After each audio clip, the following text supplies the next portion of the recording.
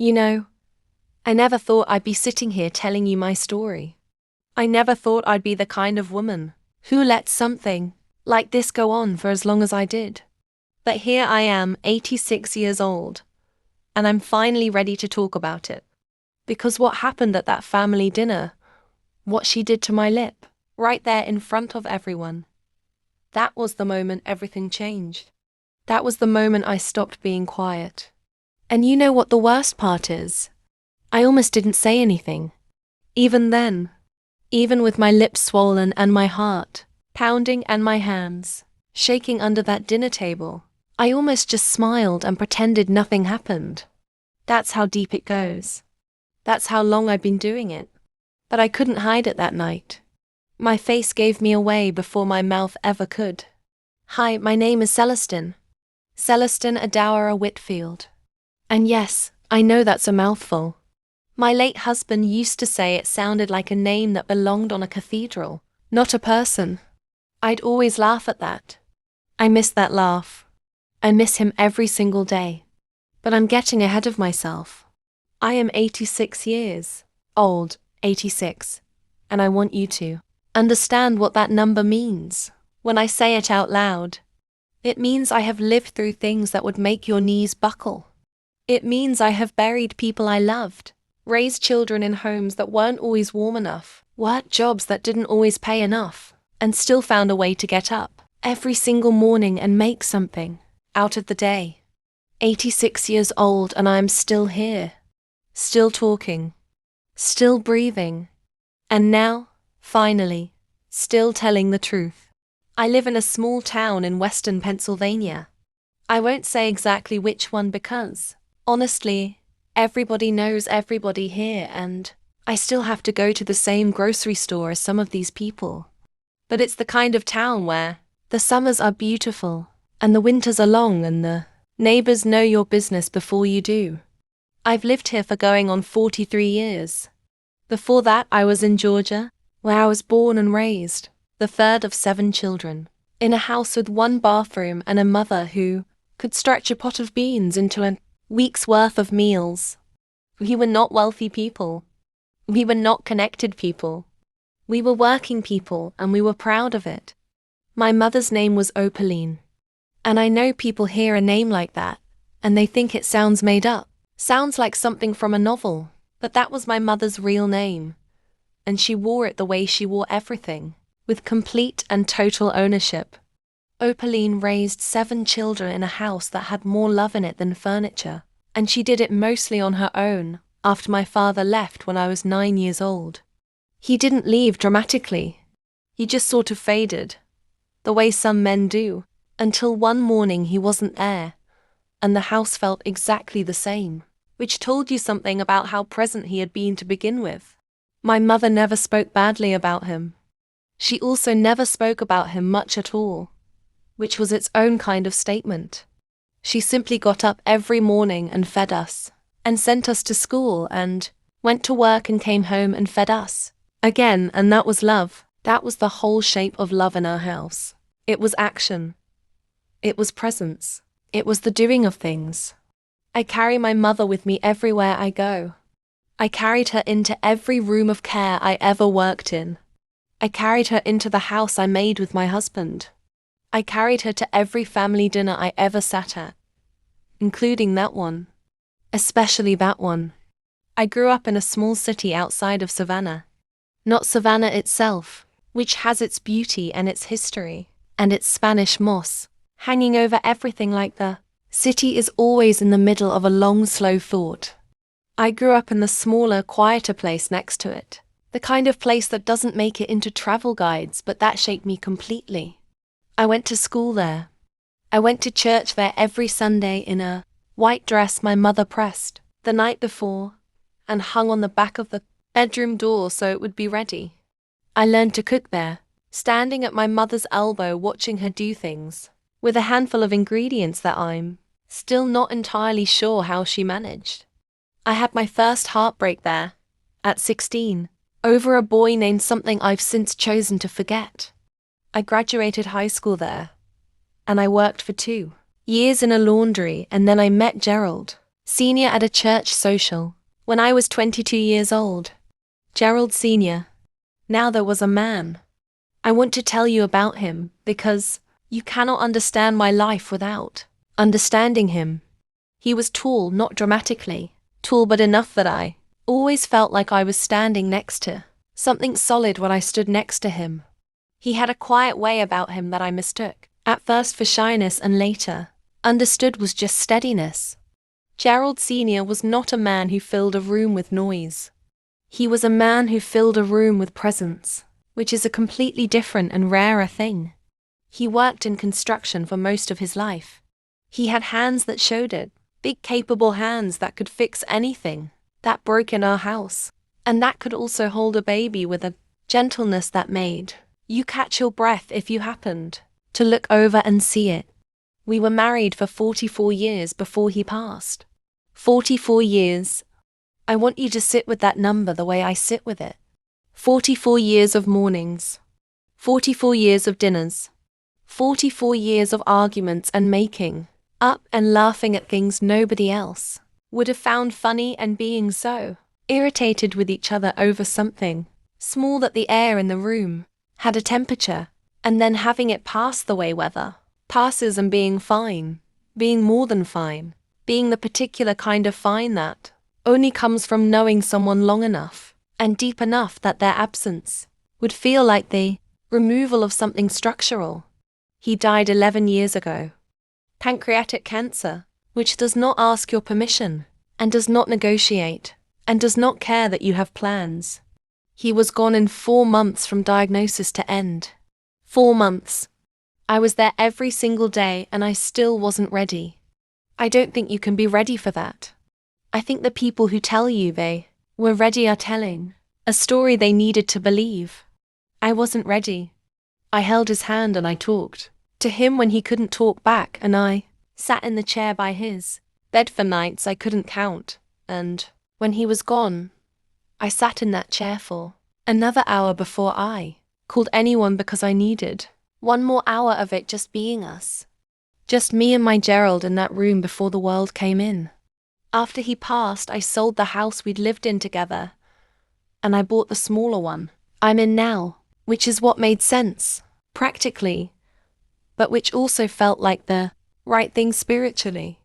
I needed to be somewhere that was mine from the start, somewhere that didn't have his shape pressed into it at every turn. The grief was real, and it was long, and some of it is still happening, which is how I know that 44 years of a person cannot be processed in any reasonable amount of time. You just learn to carry it differently as the years go on. Gerald Jr., my son, was 47 when his father died. He drove up from where he lives, he and Suzette both, and they stayed for the funeral and for a few days after. Suzette was more present in those days than she'd been in the years before, or has been in the years since. In grief, she found a register she didn't normally use with me. She made food. She sat near me. She didn't have the closed-door smile in those days. I noticed it at the time and filed it away as something I couldn't entirely explain. Grief changes rooms. It opens doors that ordinary Tuesday afternoons keep shut. After a while, those doors close again, and the ordinary comes back, and with it all the things that live in the ordinary. For most of my adult life, I worked as a home health aide. I know some people look down on that kind of work, but those people have never sat with a dying man at 3 a.m. and held his hand so he wouldn't be alone when he passed. Those people have never helped a woman with Parkinson's get dressed with what little dignity she had left. That work was sacred to me. Every single day of it. I did it for 31 years, from my early 40s all the way until I was 73 years old. I only stopped because my own knees started staging a rebellion, and my doctor sat me down and said, "Celestine, your body has done enough." And I cried. If I'm being honest with you, not because I was scared of retirement. I cried because that work was part of who I was. It was how I showed love to the world when my words weren't enough. I want to tell you about some of the people I cared for, because they are part of this story too. even if they never sat at any dinner table with me.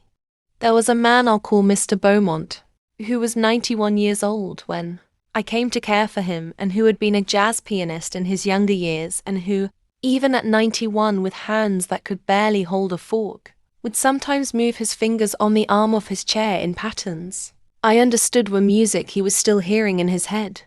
I sat with Mr. Beaumont for 2 years.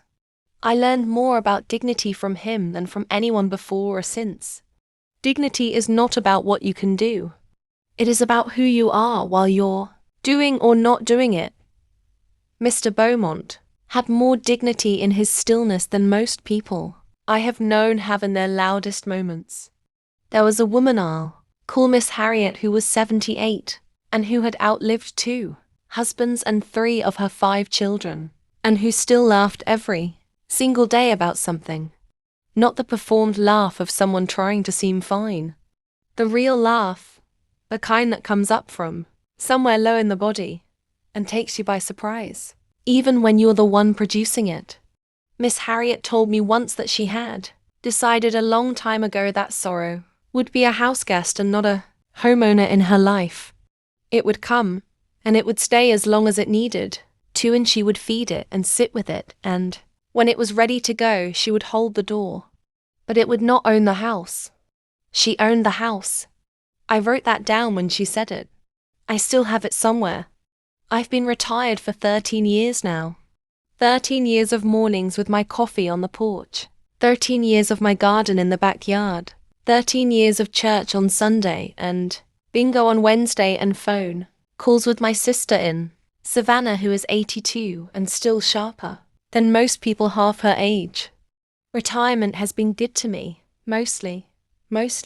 My sister's name is Theodora, and she is 4 years younger than me, and she has been my closest person on this earth for 82 years, which is a relationship so long it has its own weather systems. Theodora and I talk on the phone at least twice a week. We talk about everything. We talk about our health and our grandchildren, and the news and our memories, and the people we've lost and the people we're still holding. When the thing with Suzette was at its worst, Theodora was the person I called. She would listen without interrupting, which is a skill most people never fully develop, and then she would say something that cut directly to the center of the thing, some clear and unsentimental assessment that helped me see what I was actually dealing with. Theodora does not traffic in comfortable untruths. She never has. It is one of the things I love most about her, and one of the things that made growing up with her occasionally very challenging. Because here's where the story really starts. Here's where I need you to sit down and really listen to me. My son, my only son, his name is Gerald. Gerald Whitfield Jr., named after his father. God rest his soul. Gerald is 58 years old. He is a good man. I want to say that clearly, and I want to say it first because what I'm about to tell you is not about Gerald being a bad person. Gerald is a good man who has made some very difficult choices, and I love him with everything I have. But love doesn't make you blind. Love doesn't mean you stop seeing what's right in front of you. At least it shouldn't. It took me a long time to understand that. Gerald married his wife, and I will call her Suzette in this story, because I am not going to put her full name out here in the world. She has enough power over things already without me giving her more. Gerald married Suzette about 14 years ago. He was 44. She was 37. They met at Gerald's job where she worked in accounting. I remember when he first brought her home to meet me. I made a big Sunday dinner. I pressed my good tablecloth. I wore the blouse my granddaughter had given me for my birthday. I wanted to make a good impression. I wanted her to feel welcome. I wanted her to know that in this family, we open our arms. She shook my hand at the door. Not a hug. A handshake. Like I was a business associate. Like she was interviewing me for a position and hadn't made up her mind yet. I told myself not to read into it. People are different. Not everyone hugs strangers.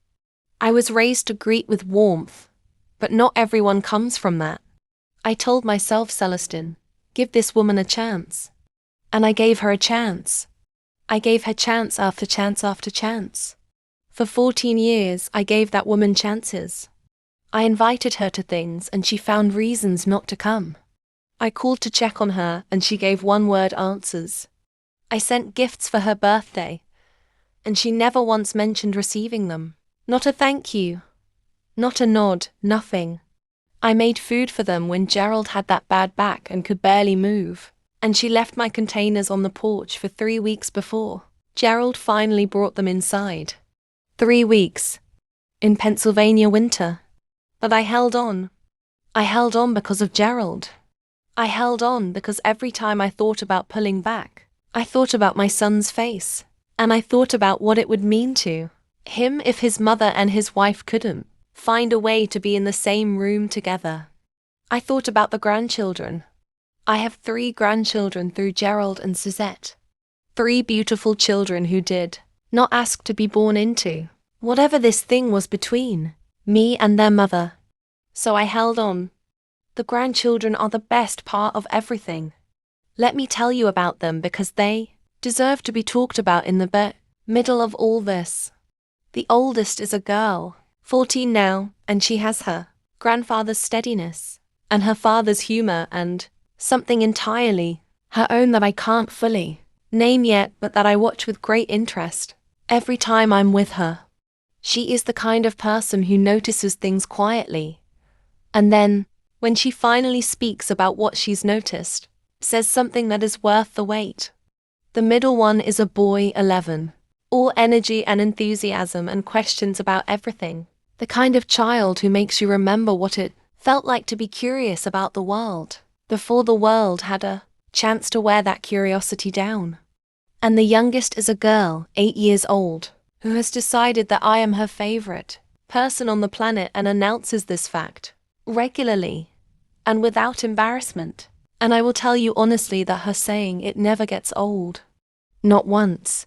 Those 3 children were the reason I stayed in that family through years of being quietly edged toward the margins. I want to be honest about that. It was not purely selfless. It was not purely noble. It was also purely selfish in the best sense, which is that I was not willing to lose access to those 3 children because of something between me and their mother. They were worth absorbing things for. They were worth staying quiet for. Up to a point. That point eventually arrived. The holding on got harder every year. Not because Suzette was doing anything dramatic or loud in the early years. No, in the early years it was the quiet things. The way she'd correct me in front of the grandchildren if I told them something she disagreed with. The way she'd speak over me mid-sentence at family gatherings. Not loudly, just consistently. Like my words had a short shelf life and she needed to replace them before they expired. The way she'd move things in my son's house when I visited. Small things. Like she was quietly communicating to me that everything in that space belonged to her. Had always belonged to her. And I was just passing through. I noticed all of it. I am 86 years old, but I was not always 86. I was once young and sharp and watching everything. And even now, even at this age, I notice more than people give me credit for. That is one thing I have learned about being old. People forget you're paying attention. They start to treat you like furniture. Like you're there, but not really present. And so they get careless. And that's when you see exactly who they are. Suzette got careless around year 8 or 9 of the marriage. By then, I think she had decided that I was not a threat to her position in Gerald's life. I think she had decided that I was manageable. That I would continue to absorb whatever she gave me because that's what I'd been doing. And to be fair to her, she wasn't entirely wrong. I had been absorbing it. I was still absorbing it. There were comments about my age. Subtle ones, always framed as concern. "Oh, Mum, I just worry about you living alone," said in that particular tone that let you know she wasn't worried at all. She was making an observation about your fragility. There were comments about my cooking when I bring something to family events. Not mean comments, careful ones. "Oh Mum, what is this? Did you use the recipe from before?" As if cooking from before was a medical symptom. There were moments at the dinner table where I'd say something and she'd smile, that particular smile she had. A smile like a closed door, and say, "That's sweet," in a way that made you feel approximately the size of a paper clip. I kept absorbing it. I kept telling myself it wasn't that bad.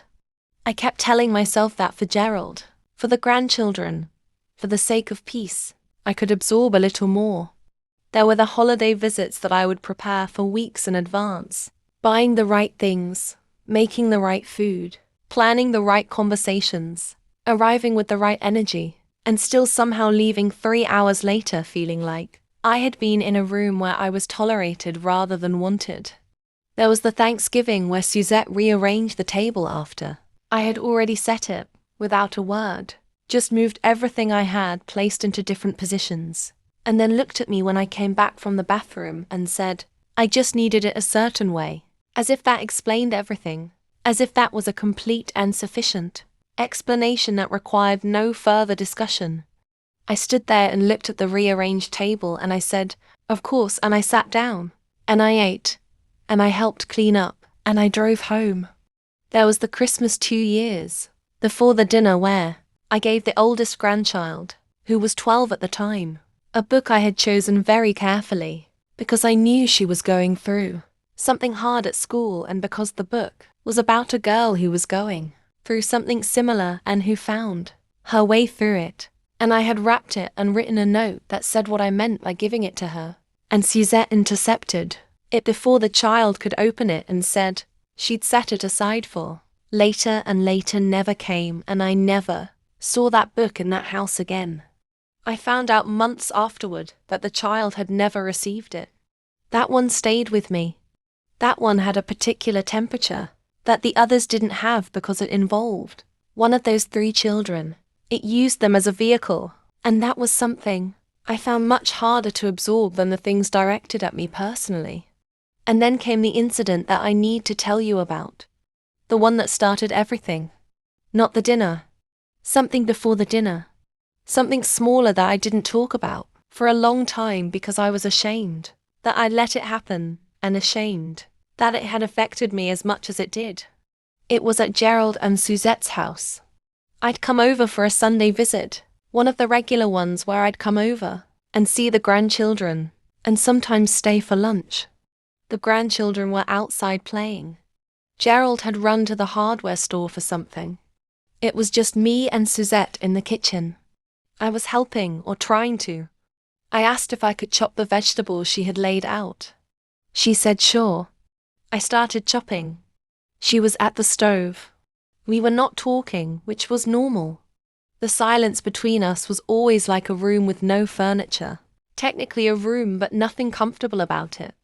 I reached across the counter to move something. A cutting board, I think, to give myself more room. My elbow bumped a small jar she had sitting there. It didn't fall. It rocked a little and settled. Didn't break, didn't spill, didn't do anything. And Suzette turned from the stove and she reached out and she grabbed my forearm. Not hard, not like a violent grab, but with that kind of controlled firmness that is its own kind of violence. And she said, very quietly, "Can you please be more careful? This isn't your kitchen. Now I want you to sit with those words for a moment. This isn't your kitchen." Said to a woman who was in her own son's house. Said to a woman who had raised that son. Said by a woman who had known me for less than a decade while I had known myself for over 7. This isn't your kitchen. I didn't say anything. I stood there with the knife in my hand, and I felt something move through me, something old and deep and not entirely comfortable, and I said nothing. I went back to chopping. She went back to the stove. And when Gerald came home 40 minutes later, I helped put lunch on the table and I said the food was delicious. And I kissed my grandchildren goodbye and I drove home. And I sat in my car in my own driveway for 22 minutes before I could make myself go inside.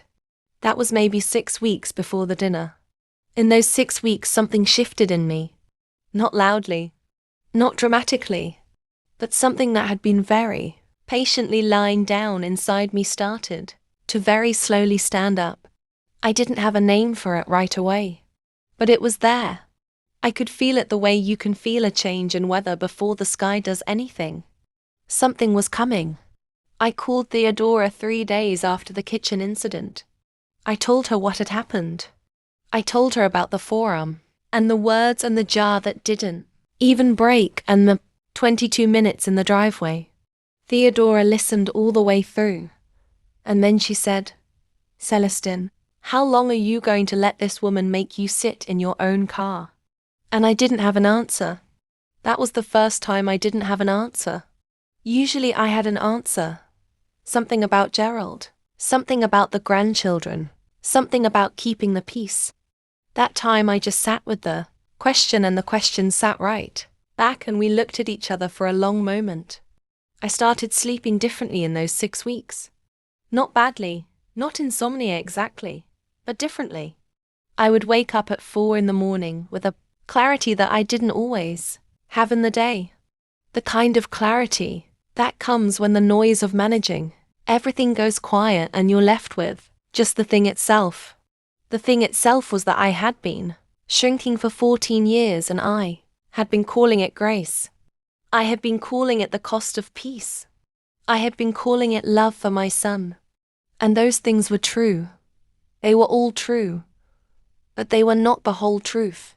The whole truth also included the fact that I was 86 years old and had 31 years of work and 44 years of marriage and a whole life's worth of becoming, and I had been allowing myself to be folded into a corner in my own son's family.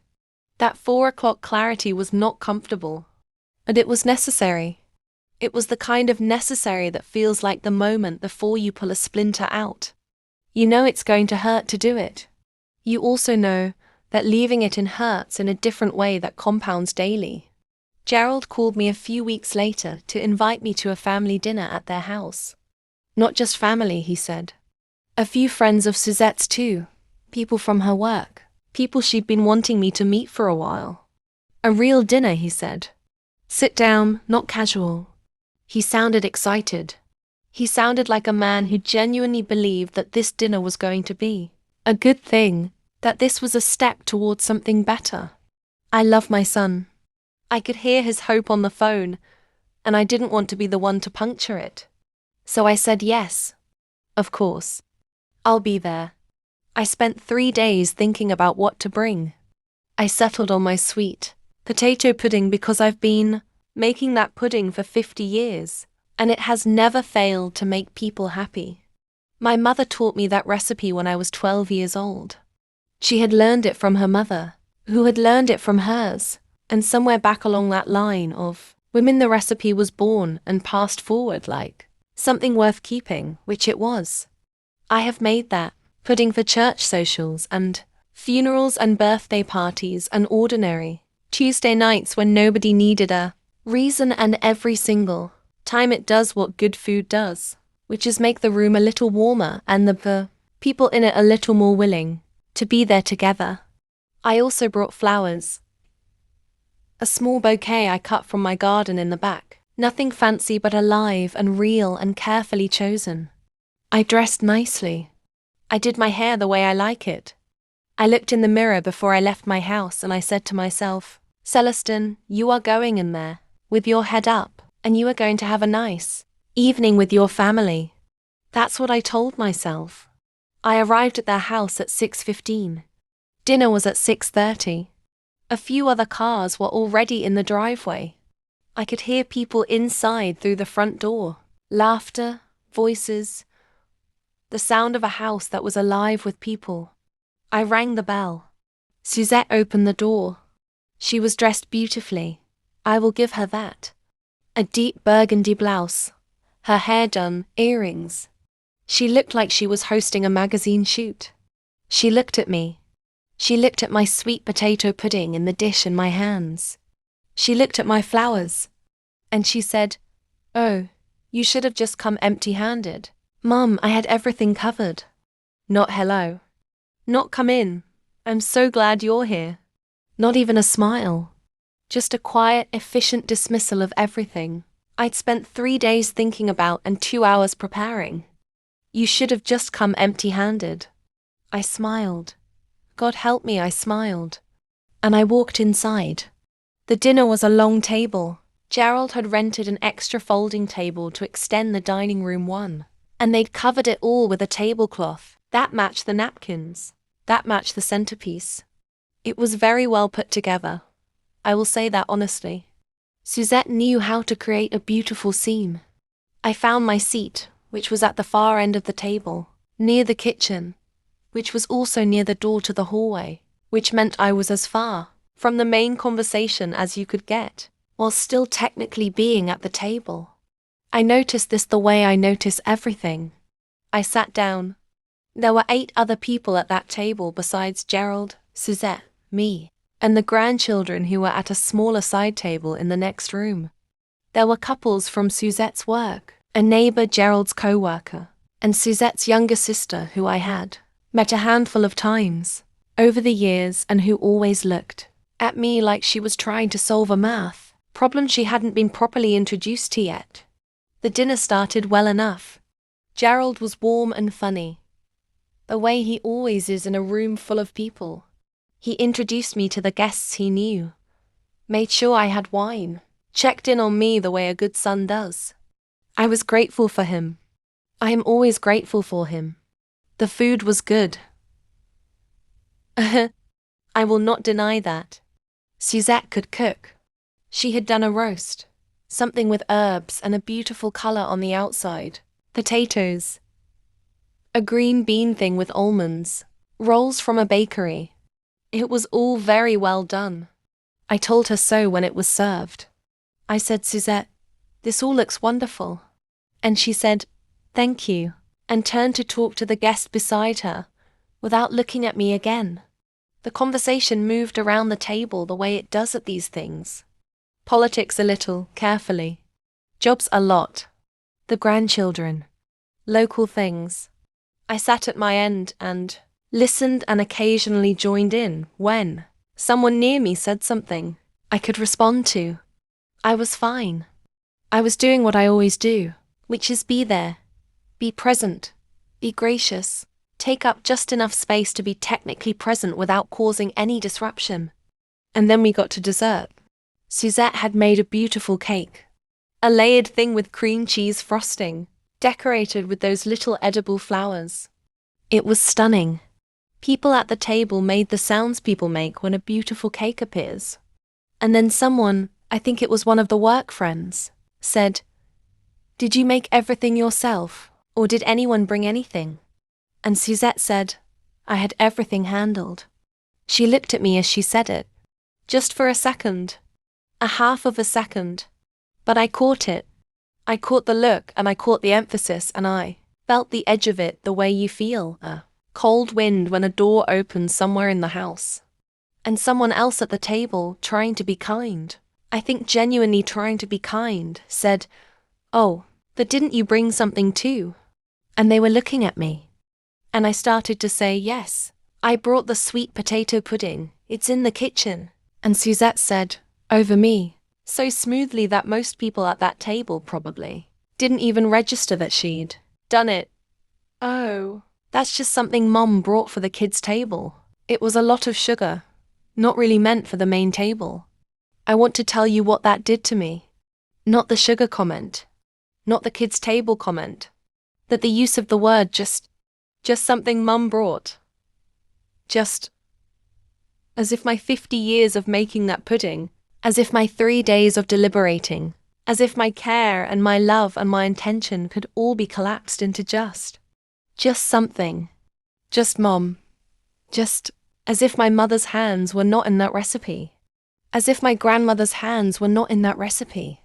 As if every woman who had carried that pudding forward through the years of their lives was not standing in that word, just being compressed into it, being made small by it.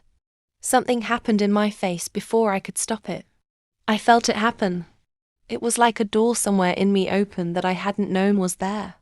And for the first time in 14 years, For the first time since that woman entered my life and my son's life and the life of my family, I opened my mouth and I said something. I said, "Actually, Suzette, the pudding was meant for everyone. It's a recipe I've been making since before Gerald was born. I'd love for your guests to try it if they'd like." Very calm, very quiet, perfectly polite. But in those words, which I had never said anything like before in 14 years, was something different. Something that wasn't apology, and wasn't retreat, and wasn't absorption. Something that said, "I am here. I am a person. I have been here longer than you have been in this family." And just is not a word that applies to me. The table went quiet in that particular way where everyone suddenly finds their water glass very interesting. Gerald looked at me with an expression I couldn't read right away. Suzette looked at me with an expression I'd never seen from her before. It wasn't anger, not right away. It was surprise. Like she had underestimated something and was trying to quickly recalculate. She recovered fast. She smiled. She said, "Of course, why don't we put it out?" And she went to the kitchen. And when she came back with my dish of sweet potato pudding, she set it on the table. And as she did, whether deliberately or carelessly, or somewhere in between, her elbow knocked into me where I sat. Hard enough to turn my face. Hard enough that my tooth caught my lip from the inside. I felt the sharp pain immediately. I pressed my lips together. I tasted blood. I looked at her. She was setting the dish down. She didn't look at me. She straightened up. And she said to the table, "There it is," and she went back to her seat. I sat there with a bleeding lip and I thought, very clearly, more clearly than I'd thought anything in recent memory, I thought, this is enough. This is where it ends. But I didn't make a scene. I want you to know that. I did not raise my voice at that table. I did not accuse her in front of her guests. I took a napkin from my lap, and I pressed it to my lip briefly, and I sat up straight, and I finished the meal. But my face was doing something I couldn't fully control. I could feel it, and Gerald saw it. He kept looking at me from across the table with that same expression I hadn't been able to read before, and as the meal went on, I understood what it was. He was worried. Not about Suzette. About me. He knew something was different. He didn't know what had happened exactly. My lip wasn't visibly dramatic, but he knew his mother well enough to know that whatever was on her face right now was not the face she usually wore to family dinner. After dessert, while people were moving around and talking, Gerald came and crouched beside my chair and said quietly, "Mama, you okay?" And I looked at my son, my good, complicated, 58-year-old son, and I said, "I will be." And he looked at me for another moment and said, "Did something happen?" And I said, "We should talk, Gerald. Not tonight, but we should talk." I could see that scared him a little. Not because he didn't want to talk, but because in 58 years I had almost never said those words to him. We should talk, with that particular weight in them. He'd said them to me over the years about things in his life. But me saying them to him, that was rare. That was different.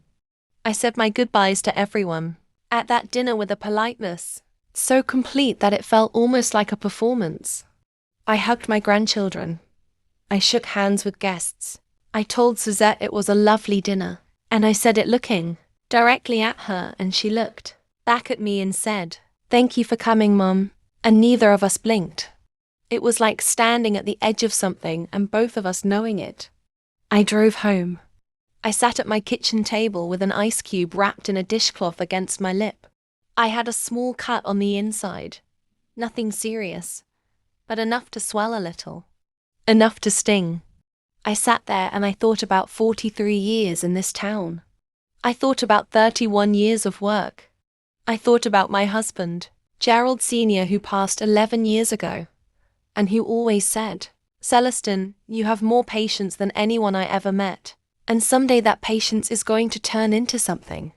I sat there and I thought, Gerald, I think your someday has arrived. I also thought about Mr. Beaumont moving his fingers on the chair arm in patterns that were music nobody else could hear. I thought about Miss Harriet, who had decided sorrow would be a house guest and not a homeowner. I thought about my mother, Opaline, pressing a white dress the night before church and hanging it on the back of the door. I thought about all the women who had handed things forward, recipes and wisdom and patience and the knowledge of when patience becomes something else entirely. I thought about what they would say if they could see me now, at this kitchen table, with this ice cube in this town, at 86 years old. I thought they would say, "Celestine, what took you so long?" 3 days later I called my son. Not a text. I called him on the phone because some conversations require a voice. He answered on the second ring and I said, "Gerald, I need to tell you some things and I need you to listen before you respond." And he said, "Okay, Mama." And he listened. I told him about 14 years. I started at the beginning, the handshake at the door the first time she came to Sunday dinner. I told him about the kitchen. "This isn't your kitchen." I told him about the comments about my age and my cooking and my being there. I told him about the Thanksgiving tablecloth. I told him about the Christmas book his daughter never received. And I watched through the phone, the way you can sometimes feel a person go, still on the other end of the line. I told him about being seated at the far end of every family table.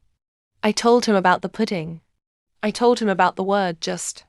And then I told him about his wife's elbow and my lip and the blood I tasted and the napkin I pressed to my mouth while I sat straight in my chair and finished his wife's dessert. Gerald was quiet for a long time when I finished. Long enough that I said, "Gerald, are you there?" And he said, "Yes, Mama, I'm here." And then he said, "Something that I have to tell you about, because it is important, and it changed something between us." He said, "I've seen some of it, Mama. I've been watching some of it for a while, and I didn't know how to address it." And I knew that was the truth when he said it, because Gerald is not a liar. He is a person who avoids things sometimes, who takes the path of least disruption, who believes that peace can be maintained through careful navigation. He'd been navigating. He'd been managing. And in managing, he'd allowed things to go on longer than they should have. I told him I understood that. I told him I loved him. But I also told him that what was done, and that what came next needed to be different. When he mentioned the book, the Christmas book for his daughter, his voice went somewhere quieter. He said he hadn't known about that. He said he was going to look into it. He said it in the tone of a man who was adding something to a list he hadn't realized was as long as it was. I didn't say anything more about it. I didn't need to. Some things you say once and then you let them do their work. I want to be clear about what I did not do. I did not demand that Gerald choose between his mother and his wife. I did not issue ultimatums. I did not tell him his marriage was a mistake, or that Suzette was a terrible person. I don't believe in those kinds of conversations because they are not fair conversations, and they are not productive conversations. What I told my son was that had been absorbing things for 14 years and I was no longer able to do that, not because I'd decided to be difficult, but because I'd finally decided to stop disappearing. And that if I was going to be in this family, in any real way, I needed to be treated as a member of it. Gerald had a conversation with Suzette. I don't know exactly what was said. I know it was not easy.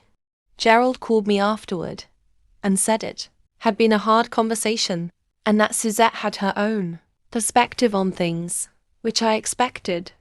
People always have their own perspective.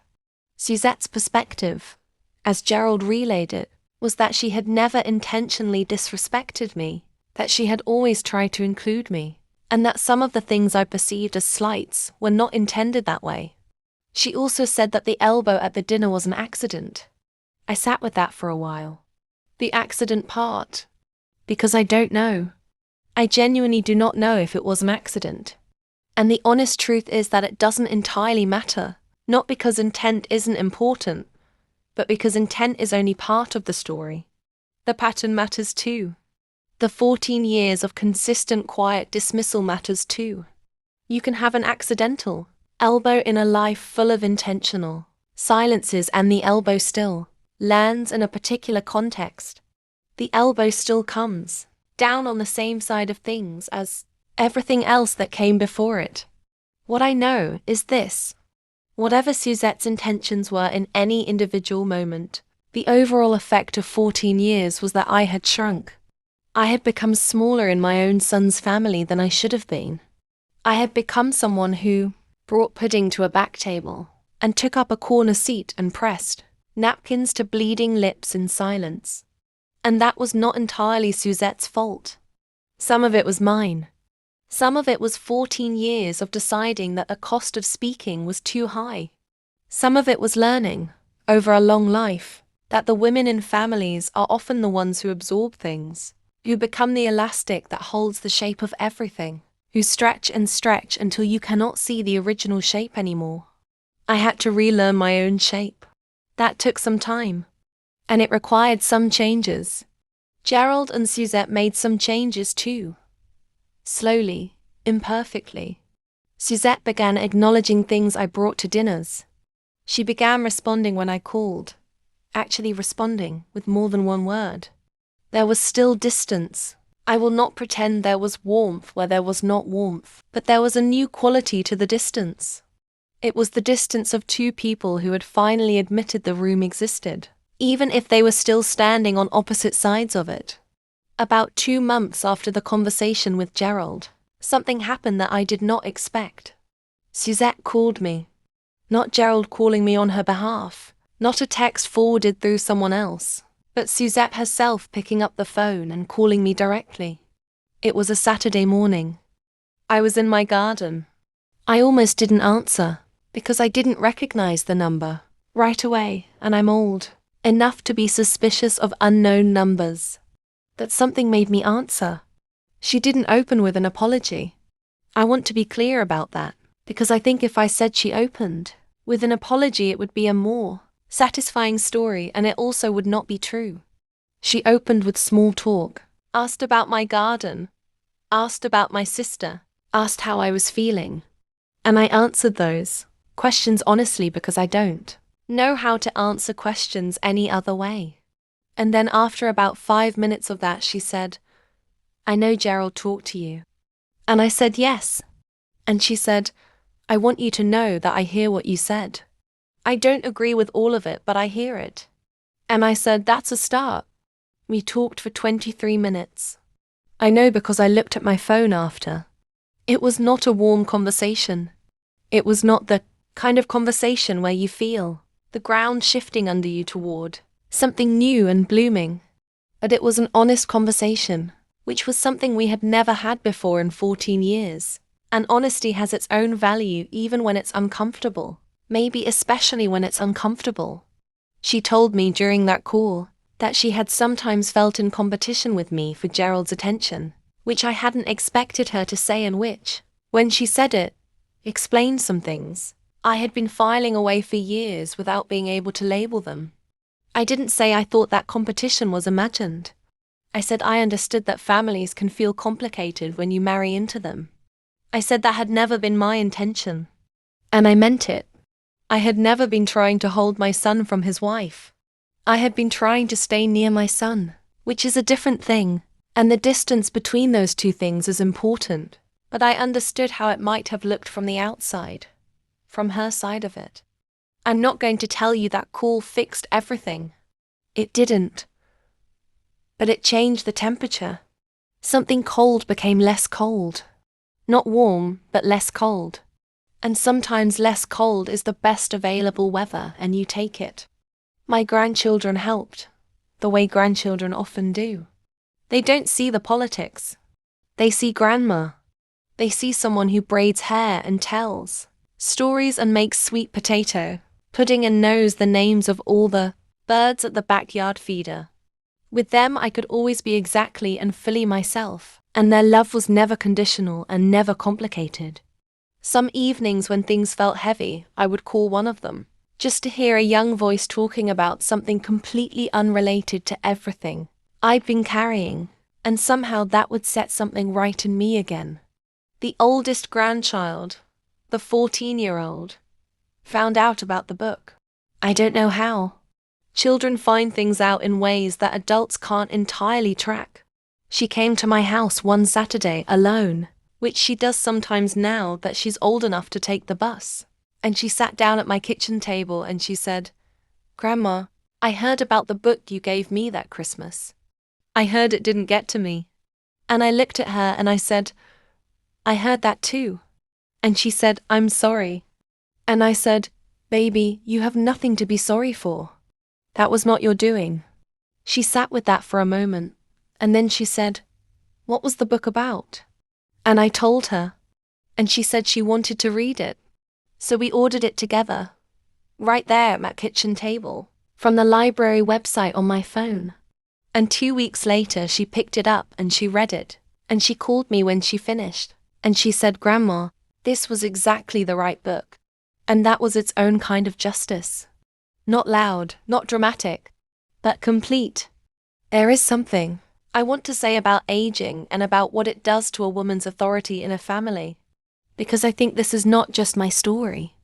I think there are other women sitting somewhere right now, 80 years old, 75 years old, in their 60s, women who worked hard and loved hard, and built things and held things and have found themselves slowly, quietly, without anyone announcing it, being moved to the edge of the room, being treated like furniture, being addressed in that particular tone that people use with the very old and the very young, a tone that contains a question about your competence even when it's asking something else. I know that tone. I have spent 86 years getting to know that tone.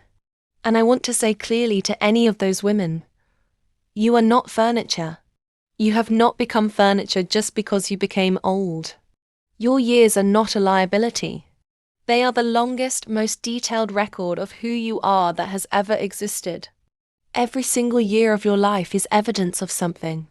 It is evidence of a choice you made, a thing you endured, a love you gave, a morning you got through even when getting through felt impossible. And no one gets to collapse all of that into just.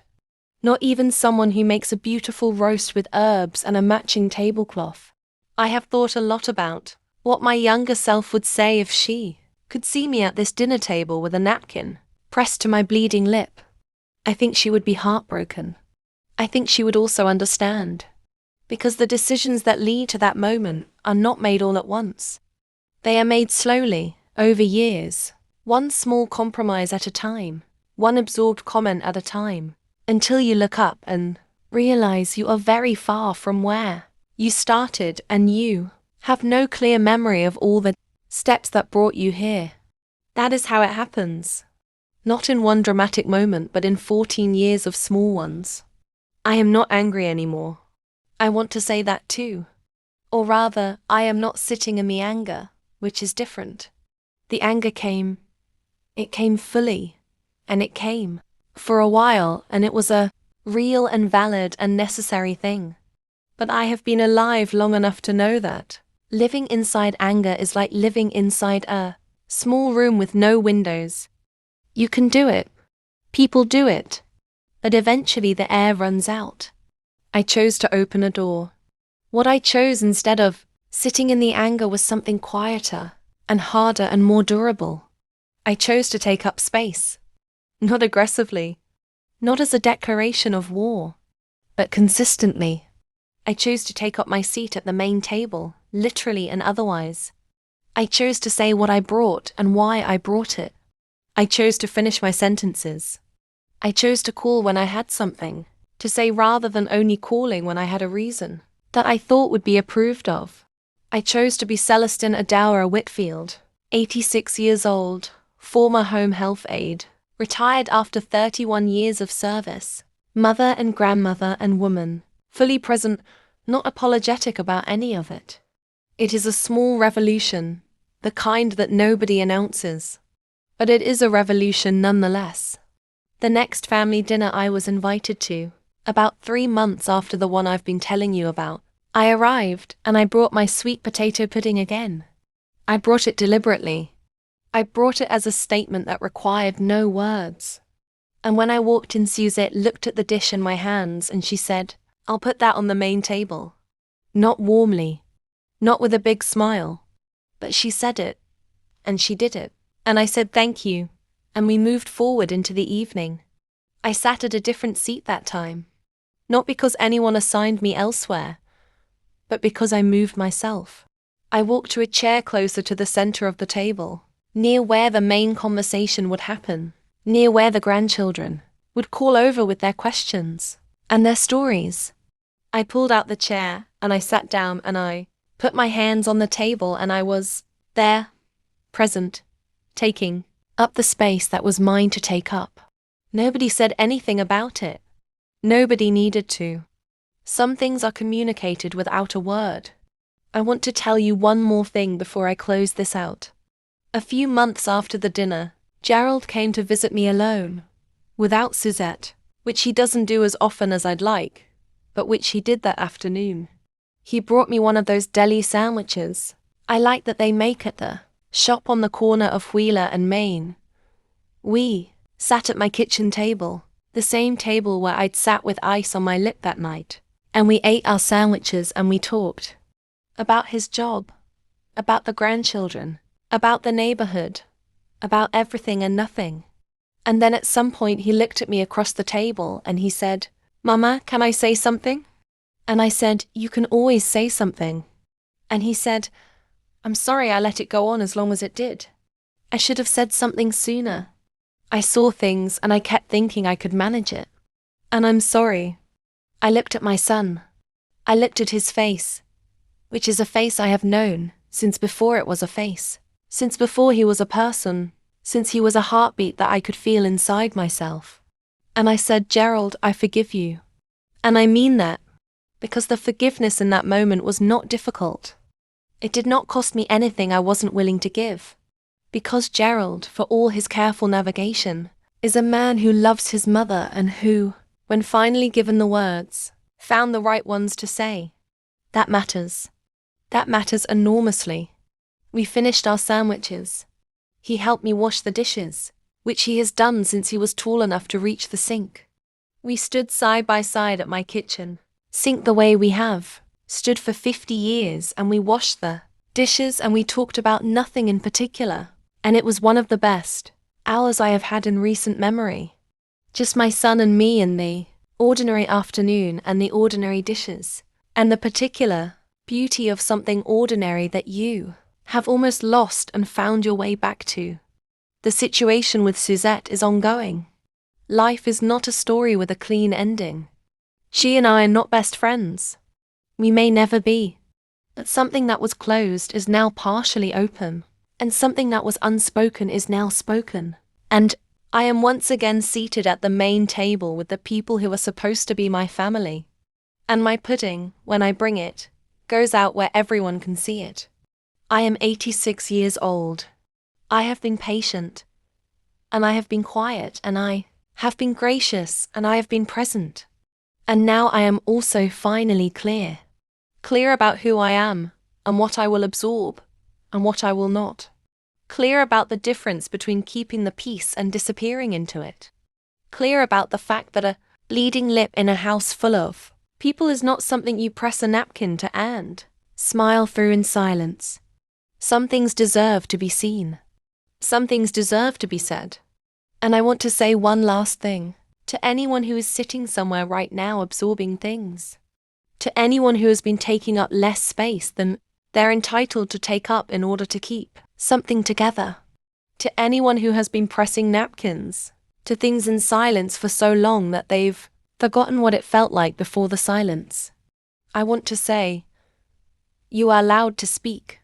You are allowed to say, this is where it ends. You are allowed to walk to the main table and sit down in the center of your own life. You are not just anything. You are the whole of everything you have lived and survived and carried and given. And that is not a small thing. And that is not a back table thing. That is a main table, center seat, head held up, putting out in front where everyone can see it kind of thing. That is exactly and precisely who you are. And so I am saying it. Right here. Right now. To you.